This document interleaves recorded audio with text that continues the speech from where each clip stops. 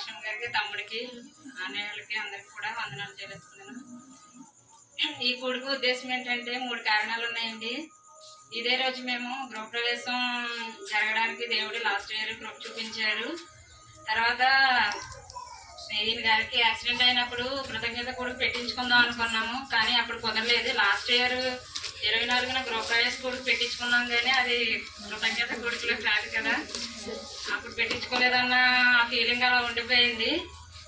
అది కాకుండా మూడోది ఏంటంటే సంవత్సరం అంతా దేవుడు తన చలన హస్తముల కింద మనల్ని భద్రపరిచి ప్రతి విషయంలో దేవుడు మమ్మల్ని కాపాడుచు సంరక్షిస్తూ మాకు చాలా దేవుడిగా, తండ్రిగా, ప్రభుగా ఉంటూ మమ్మల్ని ప్రతి విషయంలో నడిపిస్తున్న విధానాన్ని బట్టి, దేవుడు చేసిన మేలుని బట్టి ఈ కృతజ్ఞత కూడా పెట్టించుకోవడం జరిగింది. ఈ 3 సందర్భాలను బట్టి పెట్టించుకోవడం జరిగింది.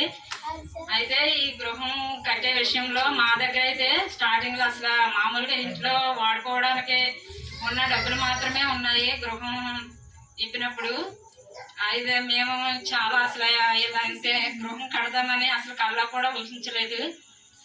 అంతా బయట నుంచి మామూలుగా లోన్లు పెట్టుకుని తెచ్చి కట్టాము. అవి దేవుడు తీర్చడానికి కావాల్సిన ఆర్థిక మార్గాన్ని కూడా దేవుడు సరళం చేయాలి. మేము ఎవరిని అడిగినా ఈ గృహం కట్టేటప్పుడు అక్కాళ్ళని కానీ లేకపోతే అమ్మ అబ్బాయిలు కానీ ఎవరిని అడిగిన వెంటనే కాదనకుండా ఎంత అడిగితే అంత ఇచ్చేవారు.